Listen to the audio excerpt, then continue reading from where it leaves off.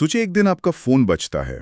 दूसरी तरफ से एक बहुत ही शांत और पेशेवर आवाज आती है जो कहती है कि वो आपके बैंक से बोल रहे हैं, वो आपका नाम जानते हैं, आपके बैंक का नाम जानते हैं और वो आपकी मदद करना चाहते हैं। लेकिन कुछ ही मिनटों में एक ओटीपी बताने की एक छोटी सी गलती से आपका पूरा बैंक अकाउंट खाली हो जाता है। और ये कोई काल्पनिक कहानी नहीं है। आज हम जिन दस्तावेजों की पड़ताल कर रहे हैं वो इसी डिजिटल धोखे के खेल की परतें खोलते हैं। बिल्कुल। इसका शीर्षक है the digital vault, defeating the OTP fraud game. आज हमारी कोशिश ये समझने की है कि ये स्कैमर्स सिर्फ एक फोन कॉल से लोगों की मेहनत की कमाई कैसे उड़ा ले जाते हैं। चलिए इस पूरे मामले की गहराई से पड़ताल करते हैं। और ये समझना बहुत जरूरी है क्योंकि ये सिर्फ टेक्नोलॉजी की लड़ाई नहीं है। जैसा कि सोर्स बताता है, ये असल में इंसानी मनोविज्ञान, भरोसे और डर की लड़ाई है। धोखेबाज सिस्टम को नहीं बल्कि इंसान को हैक करते हैं। तो चलिए सबसे बुनियादी सवाल से शुरू करते हैं। ये ओटीपी यानी वन टाइम पासवर्ड आखिर है क्या? सोर्स इसे एक टेम्पररी सीक्रेट कोड कहता है जो बैंक लॉगिन, ट्रांजैक्शन अप्रूव करने या पासवर्ड रीसेट करने जैसे कामों के लिए इस्तेमाल होता है। हाँ, लेकिन यहाँ पर एक दिलचस्प बात यह है कि सोर्स के मुताबिक ओटीपी का सीधा मतलब है ये काम मैंने खुद अप्रूव किया है। अच्छा। ये किसी भी ऑनलाइन ट्रांजैक्शन की सबसे आखिरी और सबसे मजबूत सुरक्षा परत है। ये आपकी डिजिटल दुनिया का वो ताला है जिसकी चाबी सिर्फ आपके पास होती है, वो भी सिर्फ कुछ पलों के लिए। ठीक है, तो अब इस धोखे के खेल को खोलते हैं।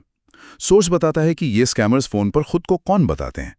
कभी बैंक कर्मचारी, कभी केवाईसी डिपार्टमेंट से, तो कभी कस्टमर केयर से। और वो हमेशा एक कहानी सुनाते हैं। हाँ, कहानी होती है अर्जेंसी की, घबराहट पैदा करने की, जैसे सर आपका केवाईसी पेंडिंग है या आपका अकाउंट ब्लॉक होने वाला है, या फिर आपके खाते में एक संदिग्ध गतिविधि का पता चला है।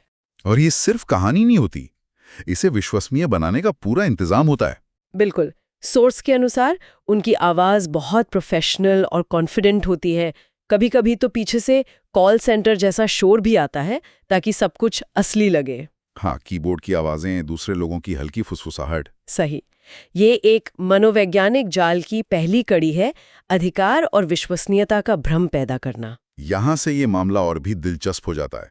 सोर्स के मुताबिक विश्वास बनाने के लिए वो आपका नाम, बैंक का नाम और कभी-कभी आपके कार्ड के आखिरी 4 अंक भी बता देते हैं। हाँ, और फिर वो कहते हैं मैं सिर्फ आपकी मदद के लिए कॉल कर रहा हूँ। और जब भरोसा बन जाता है तब वो अपना असली दांव चलते हैं, ओटीपी मांगना। और वो भी सीधे सीधे नहीं मांगते। वो कहते हैं सर आपके फोन पर एक ओटीपी आएगा, बस वेरिफिकेशन के लिए बताना होगा। या एक और चालाकी भरी लाइन, ये एक सिस्टम ओटीपी है, हम इसे देख नहीं सकते। बिल्कुल।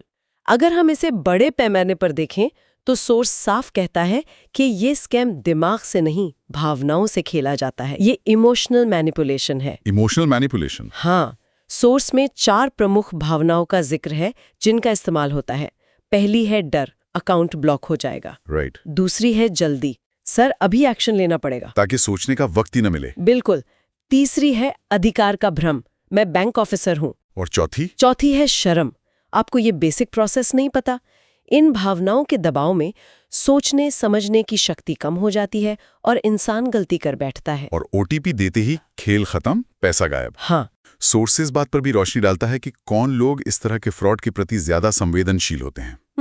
इसमें वरिष्ठ नागरिकों और नए स्मार्टफोन यूजर्स का जिक्र है। और यहाँ एक जरूरी सवाल उठता है, क्यों? हाँ, क्यों? सोर्स बताता है कि ये बुद्धिमानी का मामला नहीं बल्कि बैंकिंग की तकनीकी भाषा से अपरिचित होने का है। अच्छा।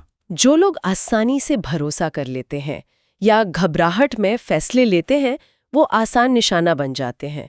धोखेबाज इसी डिजिटल लिटरेसी के गैप का फायदा उठाते हैं। तो इसका मतलब क्या है? हम खुद को कैसे बचा सकते हैं? सोर्स में एक बहुत ही शक्तिशाली और सीधा गोल्डन सेफ्टी रूल दिया गया है, एक लाइन जो हमेशा याद रखनी चाहिए। हाँ, और वो लाइन है ओटीपी सिर्फ मशीन के लिए होता है, इंसान के लिए नहीं। ओटीपी सिर्फ मशीन के लिए होता है, इंसान के लिए नहीं। यहाँ पर सबसे आकर्षक बात इस नियम की सादगी है। सोर्स स्पष्ट करता है कि बैंक, पुलिस, कस्टमर केयर, कोई भी व्यक्ति कभी भी ओटीपी नहीं मांगता। कोई भी नहीं? कोई भी नहीं। ये एक पासवर्ड है जो एक सिस्टम को एक्शन वेरीफाई करने के लिए दिया जाता है, किसी दूसरे इंसान को फोन पर बताने के लिए नहीं।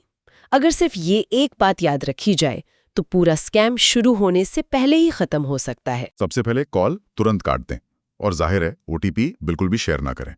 हाँ, और इसके अलावा सोर्स दो और ज़रूरी बातें बताता है।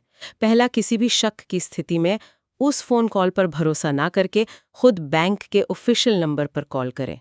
उनके दिए हुए नंबर पर नहीं। बिल्कुल नहीं, अपने कार्ड के पीछे लिखे नंबर पर।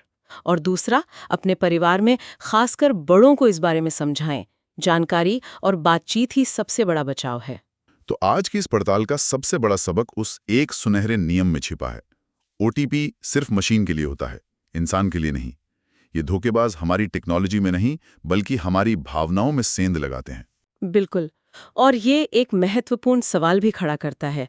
सोर्स ओटीपी फ्रॉड पर केंद्रित है, लेकिन ये हमें सोचने पर मजबूर करता है कि जैसे जैसे हमारी जिंदगी डिजिटल हो रही है, सुरक्षा की सबसे कमजोर कड़ी टेक्नोलॉजी नहीं, बल्कि हमारी अपनी मानवीय भावनाएं हैं। भरोसा, डर और जल्दबाजी। ये बहुत गहरी बात है। तो सवाल ये है कि हमारे डिजिटल जीवन के और कौन से हिस्से इस तरह के मनोवैज्ञानिक हेरफेर के प्रति संवेदनशील है, सिर्फ हमारे बैंक खातों से परे।